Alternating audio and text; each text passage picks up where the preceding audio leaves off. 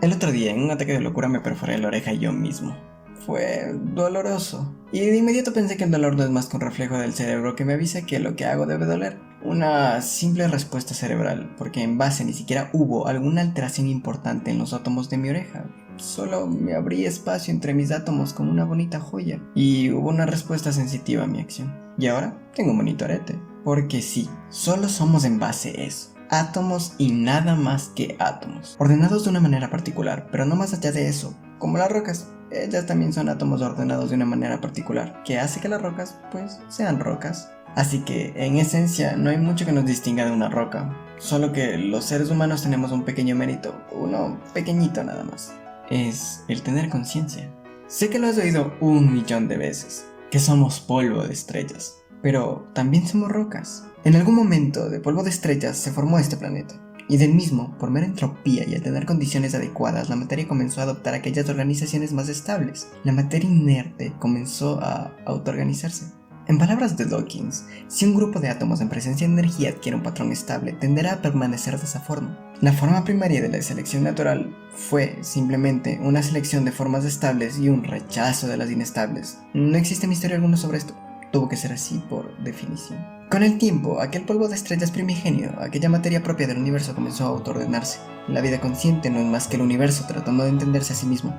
Porque en síntesis, un día en la historia del cosmos, a la materia se le dio por tratar de entenderse a sí misma, y creó un mecanismo tal que, si perecía, dejaría más materia autoorganizadora para tratar de entenderse. Al universo, a la materia inerte se le dio por ponerse de pie, componer música, contarse historias y comenzó a estudiar el propio universo del que es parte.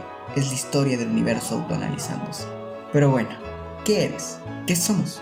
Partiendo de lo antes ya mencionado, soy un ser humano, producto de la evolución.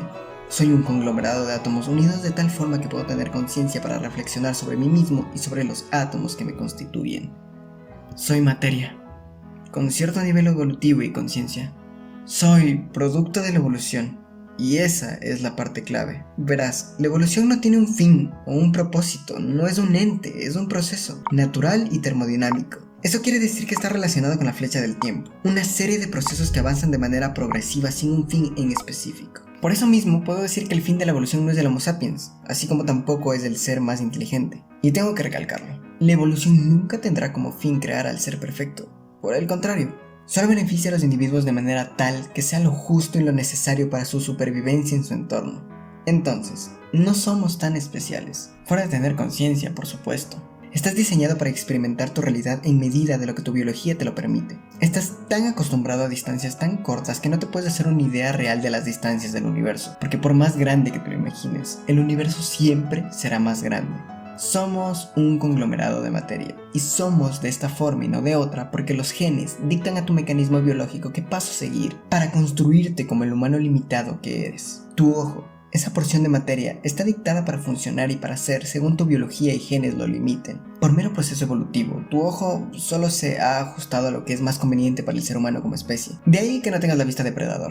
Para hacerlo más entendible, dejo una charla de Richard Dawkins sobre el ojo en la descripción. Pero ya, ¿por qué carajo me cuentas la historia de tu vida?, dirás. Porque nada de lo que experimentas con tus sentidos es real. Experimentamos la realidad según las interpretaciones que los sentidos nos hacen capaces de comprender. Entonces tu vista, fake. Porque los colores que percibes solo son interpretaciones cerebrales de una longitud de onda. Ni los sabores, ni los olores, todo lo que percibes lo termina siendo impulsos eléctricos y lo interpretas luego. Ni siquiera el tacto es algo real. Porque si imaginas a tu cuerpo subatómicamente, en el borde tendrás solo electrones, propios de las últimas órbitas de los átomos que te constituyen, al igual que todo el mundo que te rodea, y pues cargas iguales se repelen, así que subatómicamente ni siquiera has tocado a nadie. Así que, en teoría, tu ex nunca te engañó. Y dato perturbador, siguiendo este principio, ni siquiera estás unido a ti mismo. Aparte que eres 99% de espacio vacío. Nada es real. Nada de lo que tú puedas experimentar con tus sentidos es la realidad última. Son meras interpretaciones. Son interpretaciones de tu realidad, más no la realidad última y objetiva. Todo lo que crees que existe como existe no existe. Existe lo que existe más allá de tus propias interpretaciones. Vives en una simulación. Y no hace falta que sea una simulación extraterrestre, no, para nada. Vives en una simulación de tus sentidos. Pero ya, Dios, debe haber algo que para nosotros sea real, ¿o no? Es decir, tenemos la matemática, y como ya sabemos, vaya que nos ha funcionado bien para entender y describir la realidad, así que jaque mate. Sí, podemos interpretar al menos algo de la realidad objetiva, expresándola en modelos. De todas maneras, con la matemática podemos incluso medir nuestro mundo de manera objetiva, ¿verdad?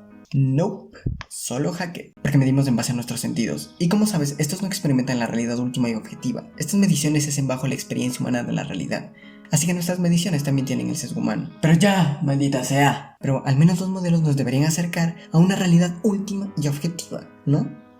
Pues verás, no necesariamente. Verás, los modelos son aquellas interpretaciones humanas de los fenómenos físicos que conciernen al funcionamiento del universo tal cual. En general, es hablar de todos aquellos procesos del universo que podemos describir de una manera en la que se adapte a nuestro lenguaje y percepción del mundo. Así que no. Por ejemplo, el modelo eléctrico representado con el flujo de electrones en orden y en fila no quiere decir que eso esté pasando en la realidad última. Más bien, es un acercamiento a la realidad de manera que se ajuste a nuestro lenguaje y sí, dicho modelo ha revolucionado el mundo. Lo que nos quiere decir es que, en efecto, los modelos son útiles y nos acercan mucho a la realidad, pero siguen siendo hechos por humanos limitados por su biología. También son ajustes de la realidad a nuestra simulación de la realidad de nuestros sentidos. Sí, ok, pero a ver.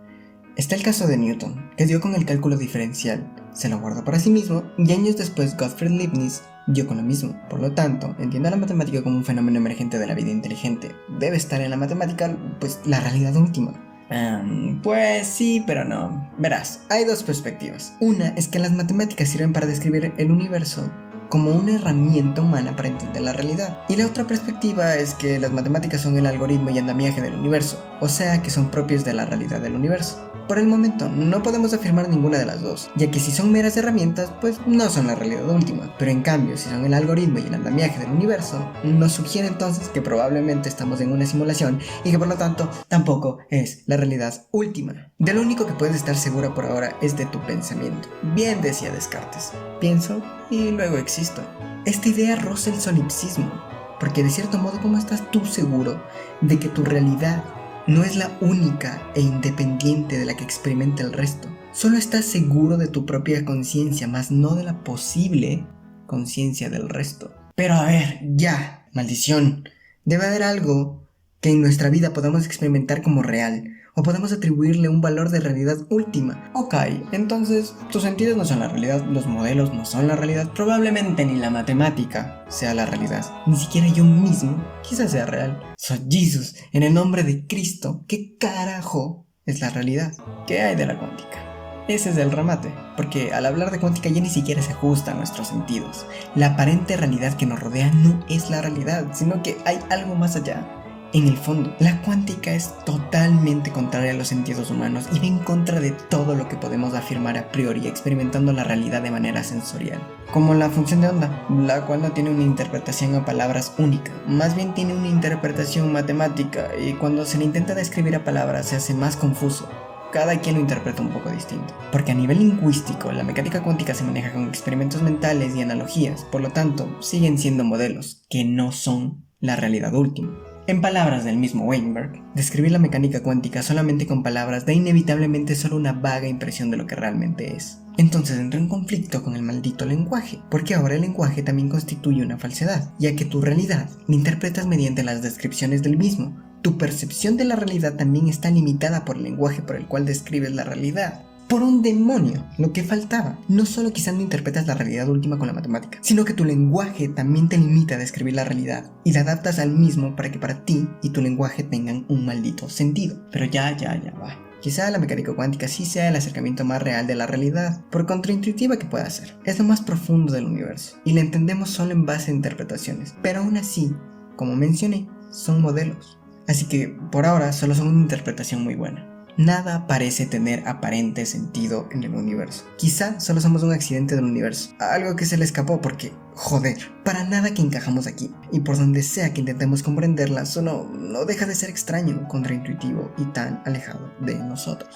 Así se constituye el universo, con partículas y antipartículas que se destruyen por ahí, con efecto túnel, el concepto de campo, con el principio de indeterminación de Heisenberg, leyes deterministas, las que aparentemente no lo son, porque en el nombre de Shiva, qué universo más jodidamente raro, donde las distancias nos separan de la posible vida inteligente que reside en el universo, que en última instancia dicha vida inteligente no es más que el universo experimentándose a sí mismo. Bueno, unidad de carbono promedio, ya estás aquí. 13.800 millones de años después de que el universo se le ocurriera nacer. Estás aquí en un universo jodidamente raro, en una mota de polvo suspendida en un rayo de luz solar, en un mundo lleno de mierda y de putos milagros, como la vida inteligente, en un mundo y en un universo tan jodidamente raro que no lo podemos comprender al 100%. Espera. No, es que el raro no es el universo, el raro eres tú. Eres el universo despertando del letargo. Eres lo que el universo le tomó 13.800 millones de años construir. Eres un cerebro, una conciencia, y como mencioné, eres el universo experimentándose a sí mismo. Eres el experimento del universo por despertar y autonomizarse a sí mismo. Hay quienes dicen que el mayor misterio del universo no es su inabarcabilidad, ni lo más profundo de la mecánica cuántica. Es lo que está entre tus oídos, la conciencia. Eres lo más raro que contiene el universo. No hay un maldito porqué de tu existencia y vives en el momento exacto y más apasionante donde podría existir vida inteligente. No es que el universo no se ajuste a tus sentidos, es que tú no te ajustas al universo. Simplemente experimentas el universo de manera rara y todo lo que puedas afirmar a priori desde tu mera interpretación sensorial no es la realidad. Tú eres el raro experimentando algo completamente normal. Tú eres el maldito raro. Somos raros. Somos el universo consciente que tomó forma en un pequeño espacio. Le llamamos cerebro y conciencia, siendo este último la porción más rara y compleja del universo. Tu cabeza. Tú eres lo más extraño que contiene el universo. Eres el pedazo de materia inerte que se puso de pie.